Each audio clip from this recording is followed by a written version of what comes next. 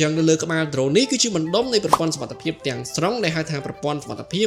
3.0 វាមានតួនាទីកត់សម្គាល់វត្ថុទាំងអស់ដែរដូចជាសណ្ឋានដីធម្មជាតិឧបសគ្គផ្សេងៗអញ្ចឹងបើសិនជាបងប្អូនទាំងអស់គ្នាអត់ចង់កិច្ចទេប្រព័ន្ធសមត្ថភាពនឹងកិច្ចដោយស្វ័យប្រវត្តិជូនបងប្អូនទៀតបងប្អូនអាចយកវាទៅសណ្ដោងដំណាំរបស់បងប្អូននៅពេលដែលប្រមូលផលហើយខ្ញុំឧស្សាហ៍ឃើញបច្ចេកវិទ្យារថយន្តទំនើបដូចជា Tesla ខ្ញុំទទួលបានភាពព្រួយបារម្ភមួយអំពីពុកម៉ែបងប្អូនពីមុនណាគាត់ចង់សម្រេចចិត្តទិញ drone កសិកម្មប្រើប៉ុន្តែរឿងមួយដែលបង្អាក់ដំណើរគាត់ភ្លាមគឺក្រោយតែពេលគាត់ទទួលបានដំណឹងថា drone កសិកម្មគឺអត់សុវត្ថិភាពទេនៅពេលដែលប្រើទៅមានហានិភ័យឆាប់បុកឆាប់ប៉ះលាក់នឹងលាក់ជាវីដេអូនេះខ្ញុំពិតជាចង់ប្រាប់ពុកម៉ែបងប្អូនថា drone កសិកម្ម T100 នេះកាន់តែហោះហើរនៅក្នុងកលៈទេសៈដែលហានិភ័យវាកាន់តែសុវត្ថិភាពខ្លាំងអញ្ចឹងដើម្បីកុំឲ្យខ្ញុំចេះតែនិយាយបងប្អូនទាំងអស់គ្នាមកស្គាល់បរិវេណនៃក្បាល drone T100 ហើយបានជា DJI design របស់ទាំងអស់នៅខាងលើ drone បែបនេះមើលទៅដូចញ៉េញ៉ៃខ្លាំងហ្មងហើយមិនព្រមដកចោលឲ្យស្រឡះទៅអញ្ចឹងនៅលើក្បាល drone នេះគឺជាបណ្ដុំនៃប្រព័ន្ធសុវត្ថិភាពទាំងស្រុងដែលហៅថាប្រព័ន្ធសុវត្ថិភាព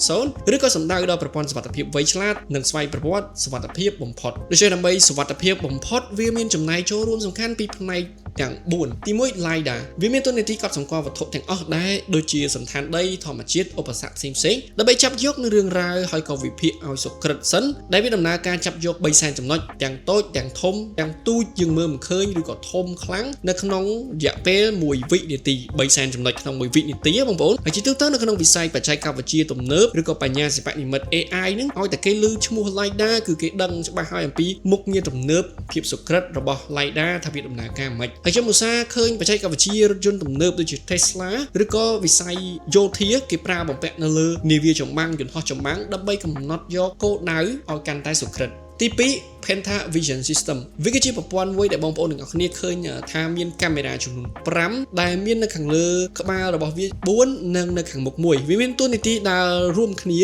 ក៏លេខមើលជុំវិញខ្លួននៃ drone T100 បានមុំ360ដឺក្រេដែលវាកត់សម្គាល់គោលដៅឧបសគ្គសំខាន់ៗដូចជាដើមឈើមេឈើបង្គោលភ្លើងខ្សែភ្លើងនិងវត្ថុផ្សេងៗទៀតដែលជាការបង្កជាឧបសគ្គទៅដល់ការហោះហើររបស់ drone T100 វានឹងបញ្ជូនគោលដៅទាំងអស់ទៅកាន់ LiDAR បន្ទាប់មក LiDAR បញ្ជូនទៅកាន់បន្ទះ chip ដែលពុកម៉ែបងប្អូននិយមហៅថាខួរក្បាលនៃ drone ដើម្បីផ្ដល់ដំណឹងទៅកាន់អ្នកបញ្ជាអញ្ចឹងនៅពេលដែលបងប្អូនដែលបញ្ជាឃើញវាបងប្អូននឹងកិច្ចបានអញ្ចឹងបើសិនជាបងប្អូនទាំងអស់គ្នាអត់ចង់កិច្ចទេប្រព័ន្ធសុវត្ថិភាពនឹងកិច្ចដោយស្វ័យប្រវត្តិជូនបងប្អូនទៀតអញ្ចឹងកុំបារម្ភថានៅពេលដែលប្រើមានហានិភ័យខ្លាចទៅប៉ះជាមួយនឹងឧបសគ្គ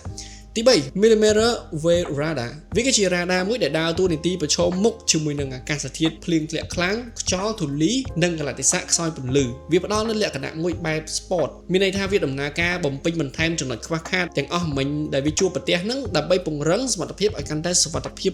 100% ចំពោះ T100 នឹងទី4 RTK T100 បានបន្ថែមជាមួយនឹង RTK មកដើម្បីដើរតួនាទីសម្រាប់ដែលពុកម៉ែបងប្អូនទាំងអស់គ្នាយកទៅគូប្លង់បាញ់ថ្នាំឲ្យតាមកន្លងដែលកន្លងទាំងអស់ហ្នឹងគឺមានភាពស្មុគស្មាញដូចជាកន្លងកោងឬក៏កន្លងដែលមិនត្រង់ជួរឲ្យកាន់តែសុក្រិតនិងងាយស្រួលសម្រាប់បងប្អូនធ្វើដូច្នេះទាំង4នេះគឺមានចំណែកចូលរួមយ៉ាងពេញទំហឹងដើម្បីធានាបាននូវសុវត្ថិភាពសុក្រិតបំផុតសម្រាប់ drone កសិកម្ម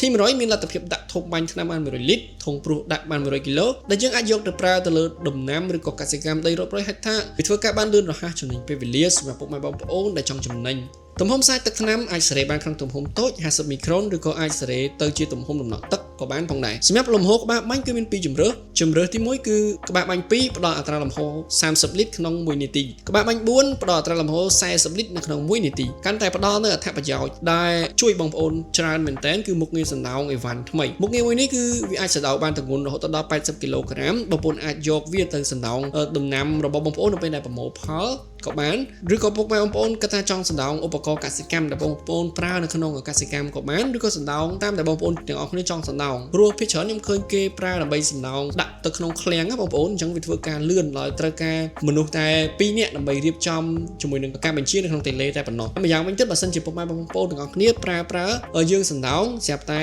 នៅលើដីនឹងវាមានជាប់ផងវាមានភក់វាមានទឹកវាមានអីដែលគោយន្តឬក៏មធ្យោបាយធ្វើដំណើរបងប្អូនអាចឆ្លងបានដ្រូនកសិកម្មមួយនេះហើយដែលអាចឆ្លងនៅខាងលើហើយសណ្ដោងឧបករណ៍ដែលបងប្អូនចង់សណ្ដោងនឹងបាន80គីឡូសណ្ដោងស៊ីផុយអញ្ចឹង T100 ត្រូវជាមួយកសិកម្មខ្នាតធំមានមុខងារជាច្រើនសុវត្ថិភាពហើយបងប្អូនទាំងអស់គ្នាប្រើទៅចំណេញលើចំណេញ